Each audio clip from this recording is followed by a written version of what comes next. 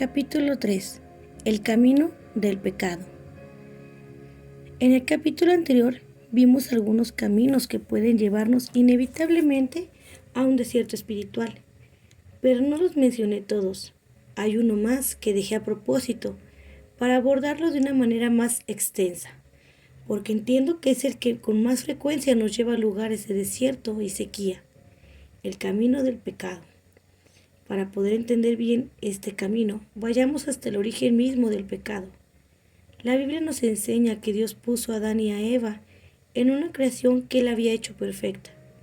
Ellos eran los representantes perfectos de Dios, pero lamentablemente decidieron rebelarse y hacer lo que Él les había dicho con absoluta claridad que no hicieran: comer del fruto del árbol que Dios había prohibido. Cuando Adán y Eva eligieron la desobediencia, destruyeron su relación con Dios, y no solo la de ellos, sino también la de toda la humanidad. A partir de ese momento todos nacemos pecadores, todos elegimos el pecado antes que la obediencia al Señor. Como está escrito, no hay justo ni aun uno, no hay quien entienda, no hay quien busque a Dios, todos se han desviado, a una se hicieron inútiles. No hay quien haga lo bueno, no hay ni siquiera uno. Romanos 3:10 al 12. Sin embargo, la historia se pone aún peor. La misma Biblia nos enseña que la paga por el pecado es la muerte. Este requiere ser cancelado por completo, y el precio no es de ninguna manera barato. Producto del pecado se derrama la ira de Dios y se produce la condenación eterna de cada ser humano. Todos los seres humanos son malos y pecadores. Justamente por causa de nuestro pecado tenemos la tendencia a compararnos con otras personas y decimos: por lo menos no soy tan mala como tal persona. Yo nunca haría algo como lo que hizo tal persona. No obstante, nuestra medida no es otra persona, nuestra medida es Dios, y delante de ese Dios justo y recto, todos quedamos por debajo del estándar que Él ha establecido. Hemos quebrantado su estándar y no hay manera de reparar esto con nuestras fuerzas y a través de nuestras buenas obras. Alguien tiene que pagar el rescate que nos libre de la muerte y la condenación. Como no podemos hacerlo por nosotras mismas, Dios hizo todo lo necesario para recibir el pago que su justicia requería y así otorgarnos su perdón. Esto se logró de manera perfecta a través de la obra de Cristo.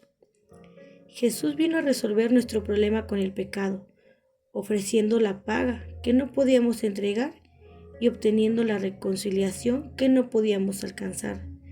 Todo aquel que cree en Cristo, se arrepiente de sus pecados y lo reconoce como Señor y Salvador, obtiene la salvación y logra la reconciliación eterna con Dios solo a través de los méritos de Cristo.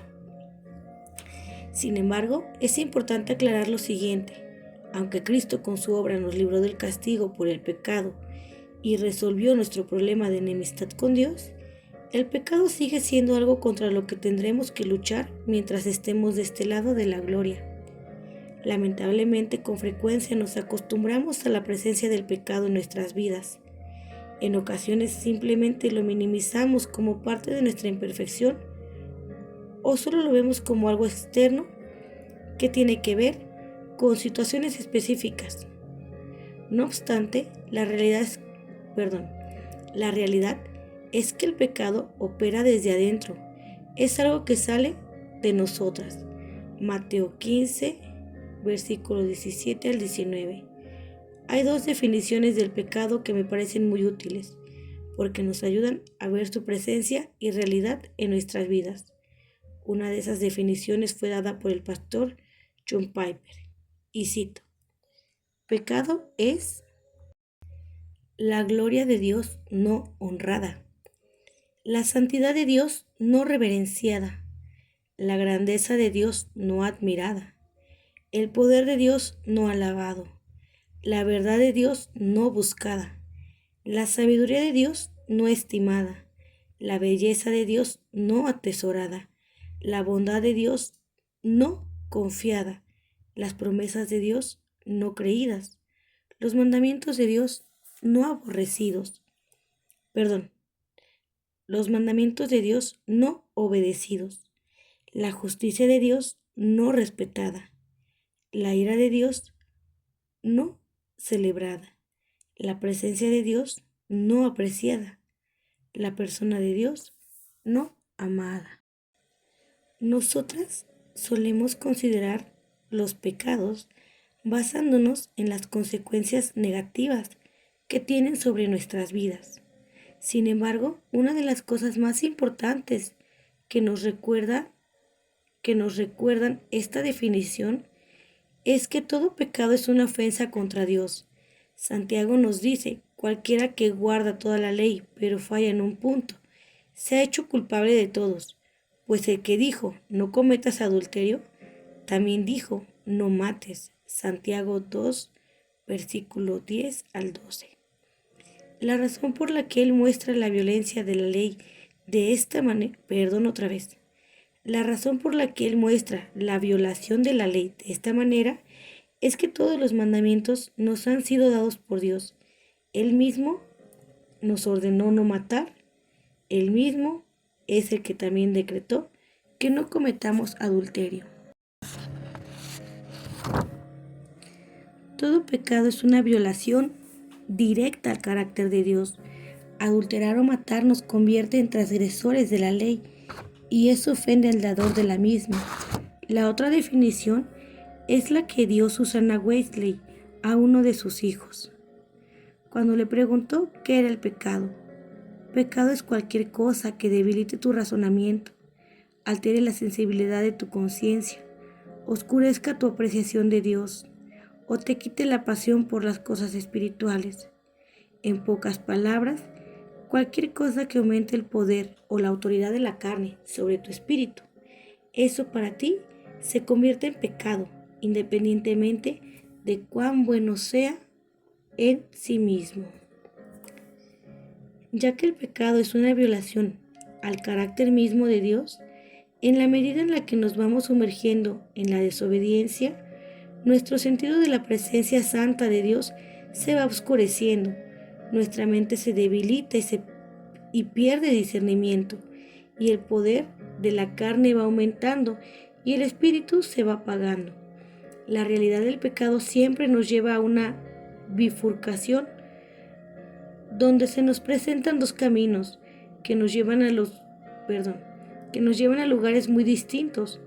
Uno nos lleva al perdón y a la restauración a través del arrepentimiento, y el otro nos lleva a la sequía espiritual a través del camino del pecado. Cuando decidimos tomar el camino del pecado,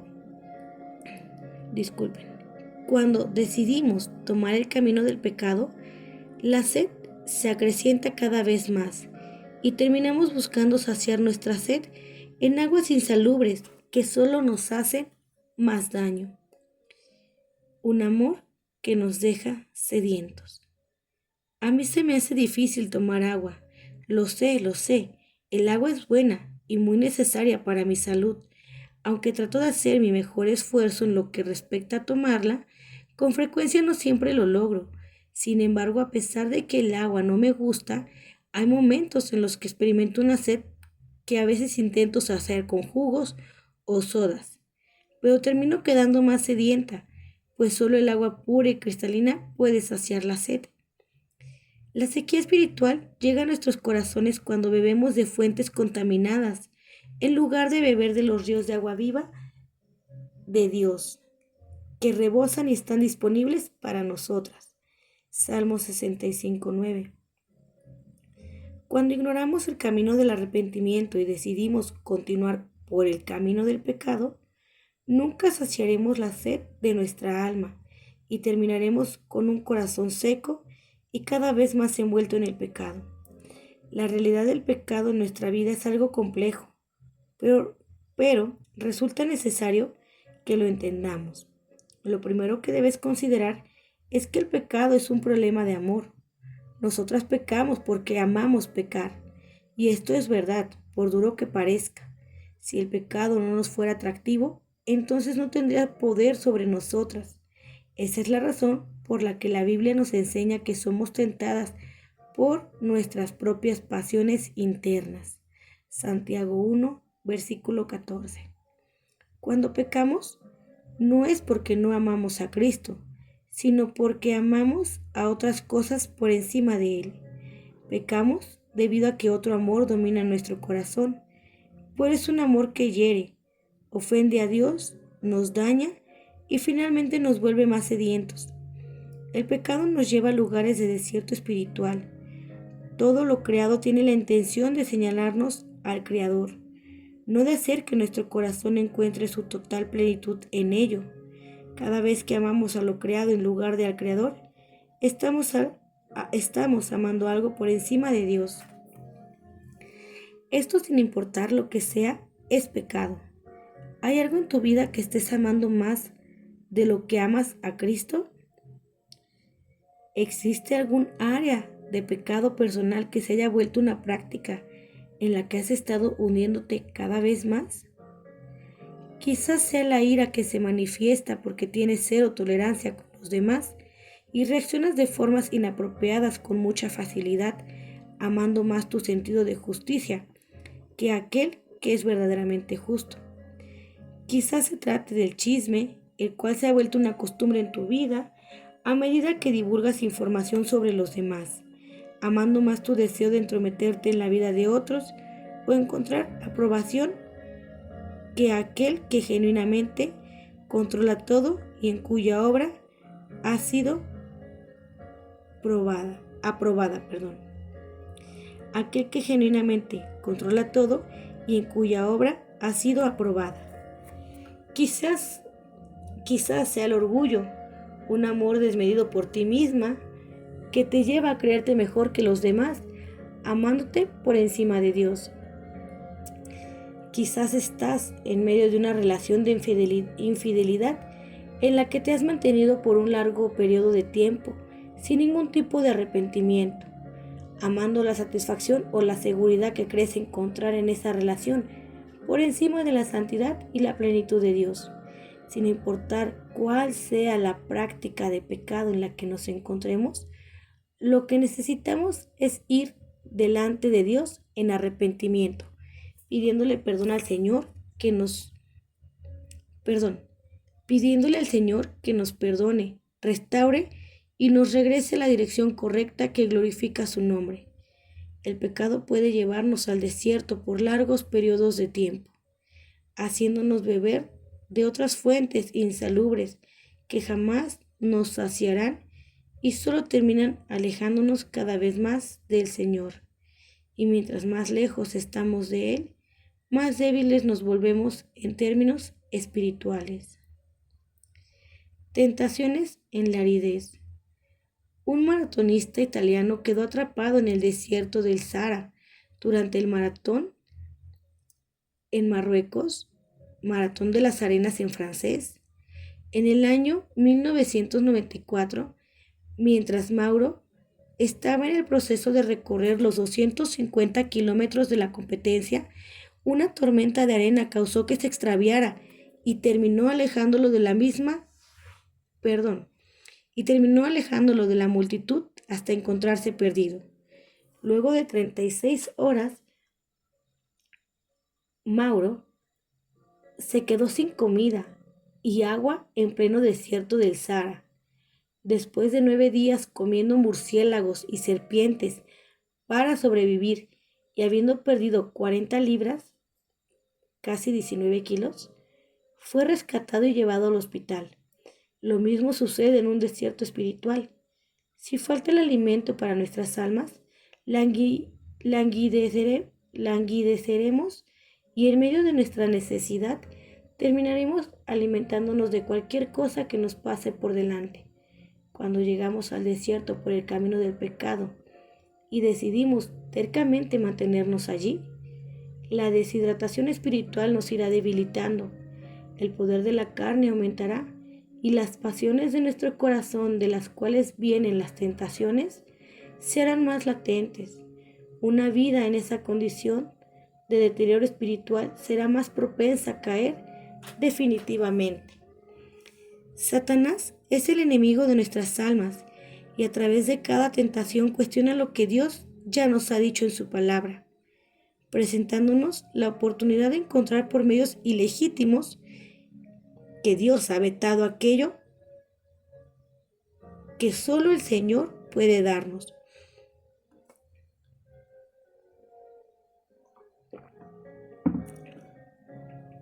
Eso fue exactamente lo que hizo con Eva, al poner en duda las palabras de Dios. ¿Con que Dios les ha dicho? ¿No comerán de ningún árbol del huerto? Génesis 3:1. Satanás le hizo creer a Eva que su satisfacción estaba justamente en aquello que Dios le había prohibido, y ella le creyó. Satanás trató de hacer lo mismo con Jesús, y acercándose, el tentador le dijo: si eres hijo de Dios, ordena que estas piedras se conviertan en pan. Mateo 4:3. ¿Cómo que si eres hijo de Dios? Él puso en tela de juicio lo que solo unos pocos versículos antes, en donde Jesús fue bautizado, Dios el Padre declaró desde el cielo: este es mi Hijo amado, en quien me he complacido. Mateo 3:17. El astuto Satanás no siempre empieza con mentiras, sino que comienza con preguntas peligrosas. Si esto es realmente cierto, un autor, J.D., dijo: la táctica de Satanás en nuestras vidas es romper el control que la palabra de Dios tiene sobre nosotros.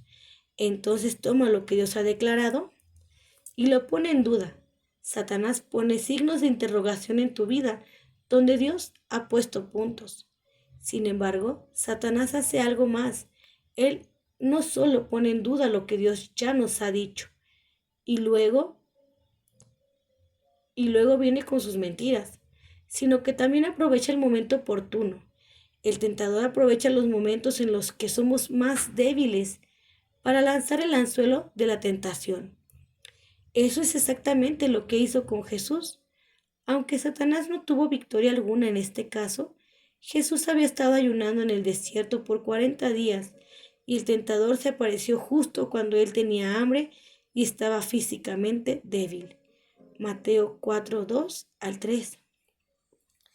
Satanás aprovechó la debilidad física de Jesús para tentarlo en medio de su necesidad.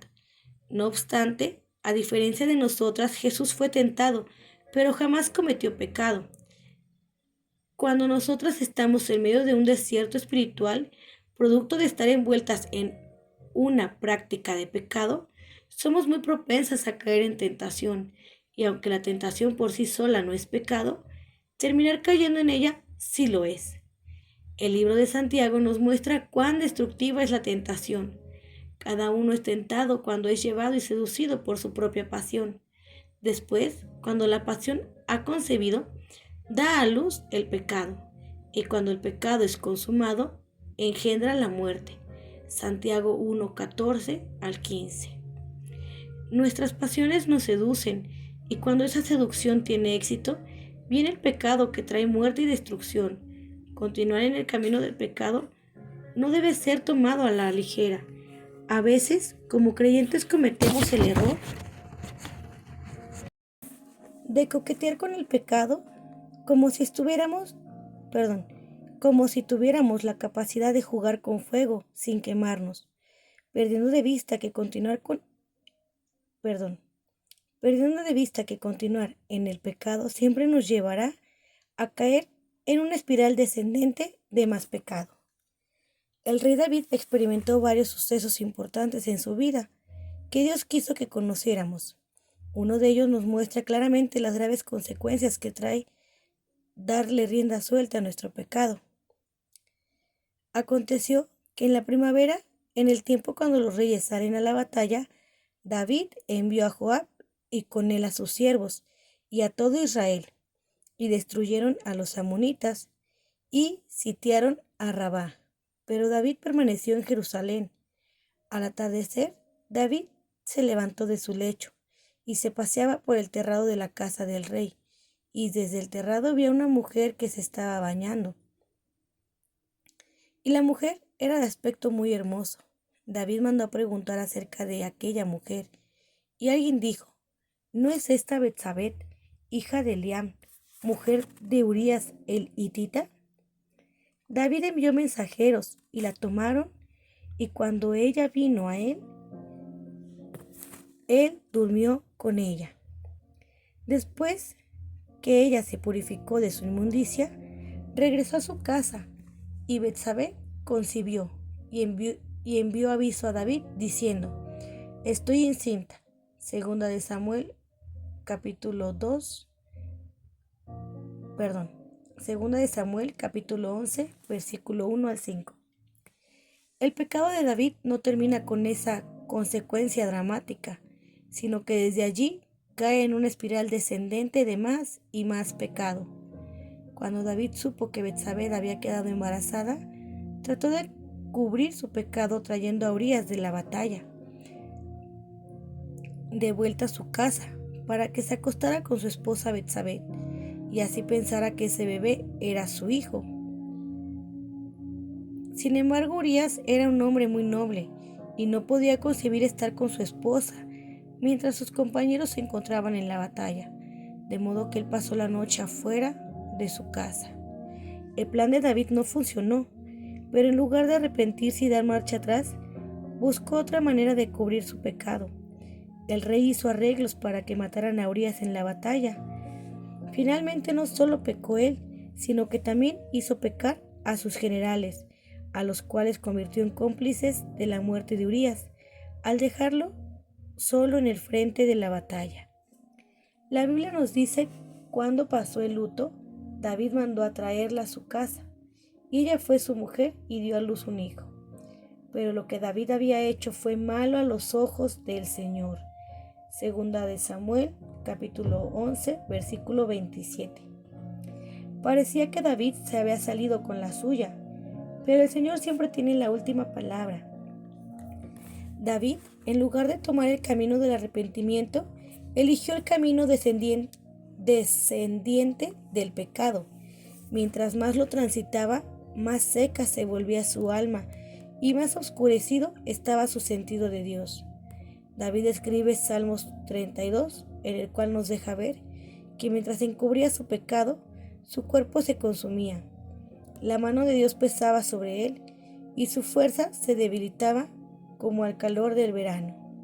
El pecado nos engaña, se presenta como nuestro amigo, pero es nuestro enemigo mortal.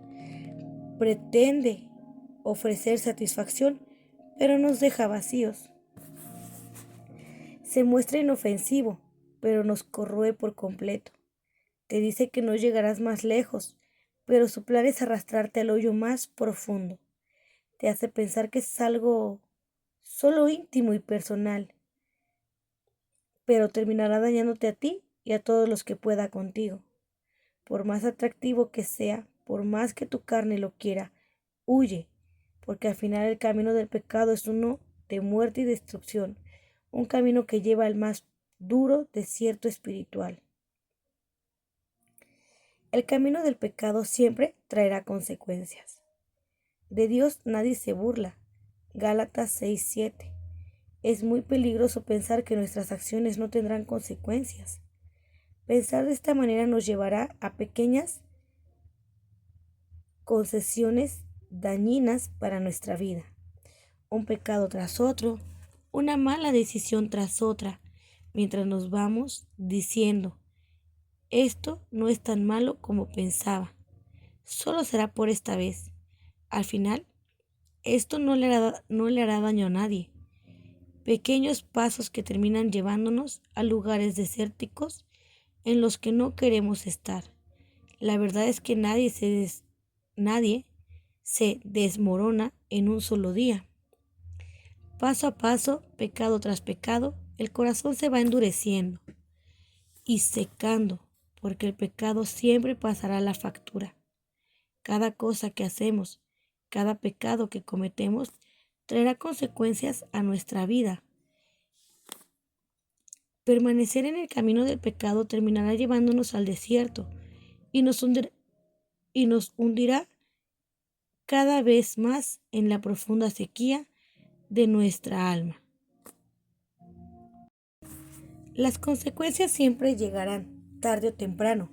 Necesitamos ver el pecado como lo que realmente es, un enemigo mortal que solo terminará trayéndonos destrucción, muerte y desolación.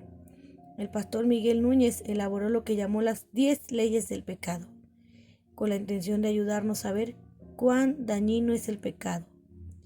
Primera ley. El pecado te llevará más allá de donde pensabas llegar.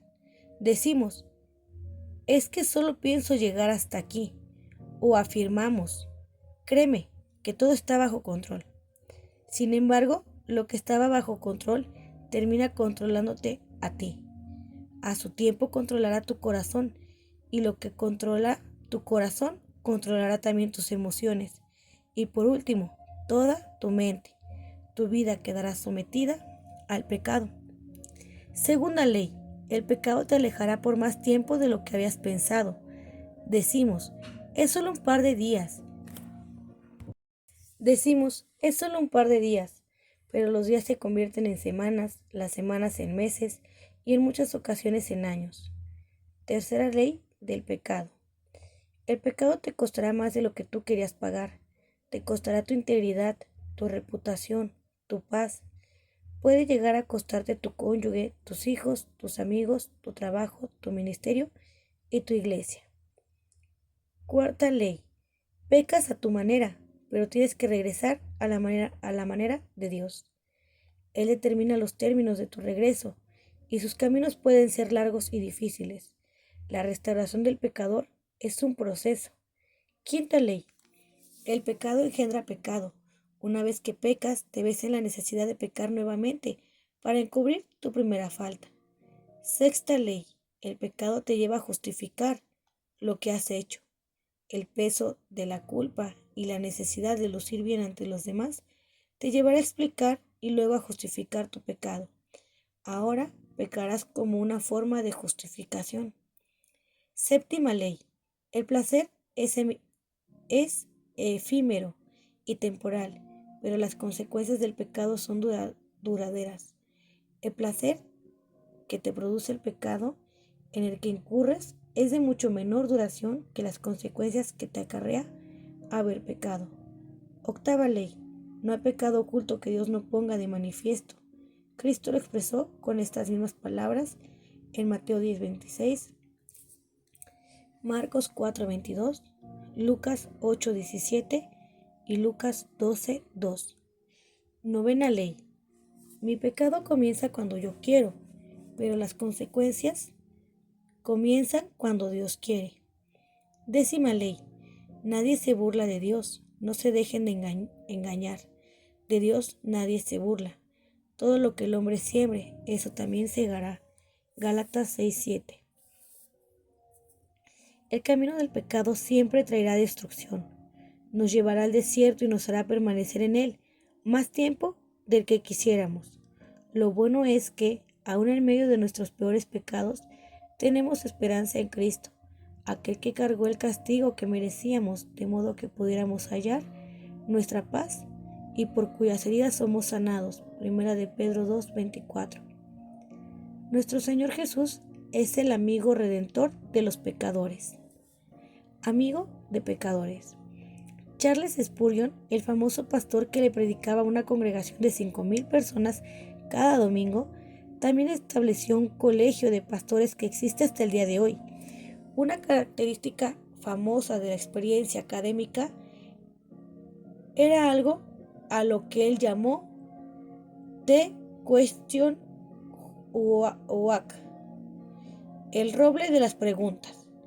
Spurgeon tenía un árbol grande en su residencia, en el cual, cuando había buen clima, se reunía con sus estudiantes los viernes durante la tarde, para que le hicieran preguntas que terminaban en sermones espontáneos. En una ocasión memorable, Spurgeon le pidió a un estudiante que expusiera un mensaje sobre Zaqueo. El estudiante se levantó y dijo: Zaqueo era de pequeña estatura, yo también. Zaqueo estaba subido a un árbol, yo también. Zaqueo bajó y yo también. Luego el estudiante se sentó mientras los otros estudiantes, líderes por Spurgeon, aplaudían. Muchos conocen la historia de Zaqueo. Quizás la escuchamos cuando éramos niñas y la recordamos como la historia chistosa de aquel pequeño hombre que se subió a un árbol para ver a Jesús. Sin embargo, la historia de este hombre tiene más que ofrecernos que solo risas y canciones infantiles, porque tú y yo, como dijo el joven predicador, somos iguales a Zaqueo.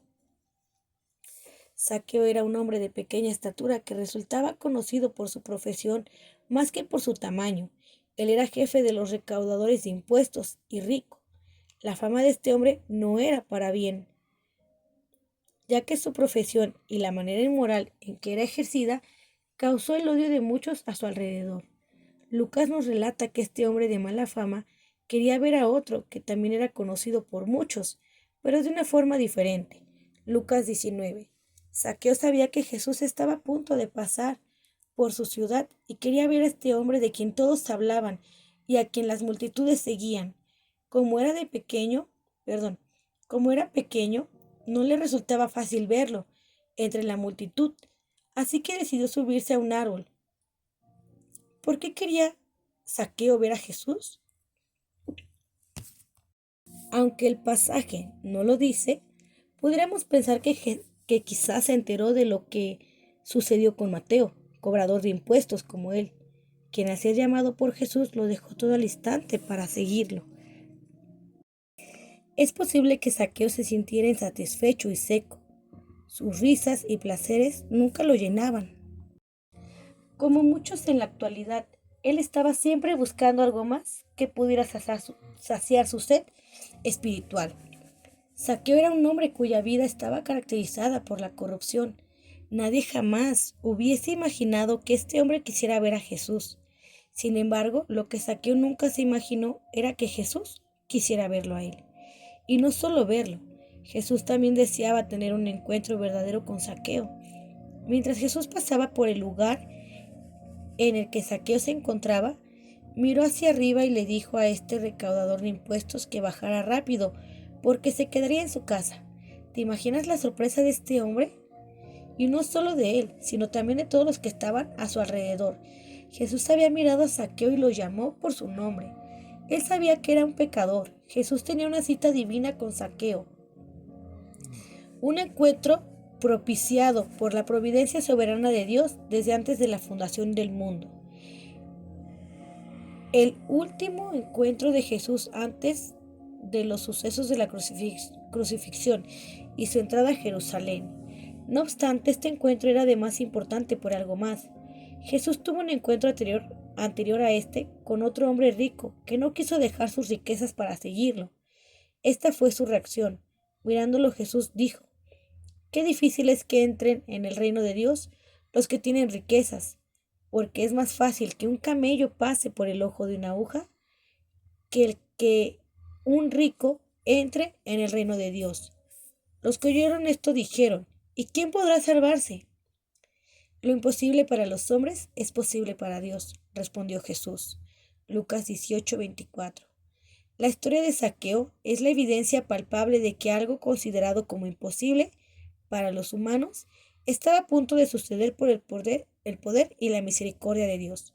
Zaqueo bajó inmediatamente del árbol y con gozo recibió a Jesús. Este hombre que estaba sumido en grandes pecados, que había estado poniendo su identidad y buscando su satisfacción en aguas contaminadas, fue encontrado por el amigo y redentor de los pecadores. La salvación llegó a la vida de Zaqueo, y la aceptación que experimentó de parte de Dios,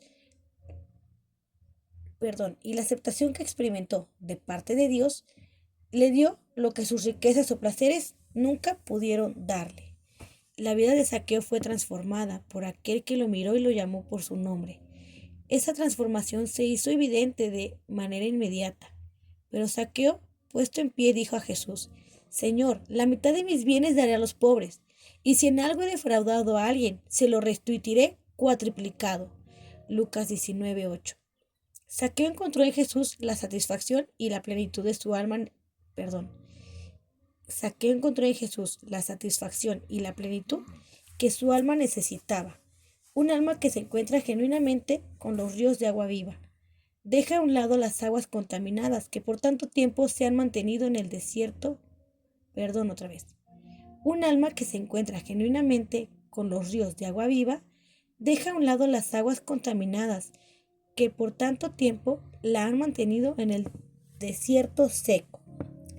Ese mismo Jesús que miró a Zaqueo y trajo salvación a su vida, es aquel que si eres creyente hizo lo mismo por ti, y si no lo eres,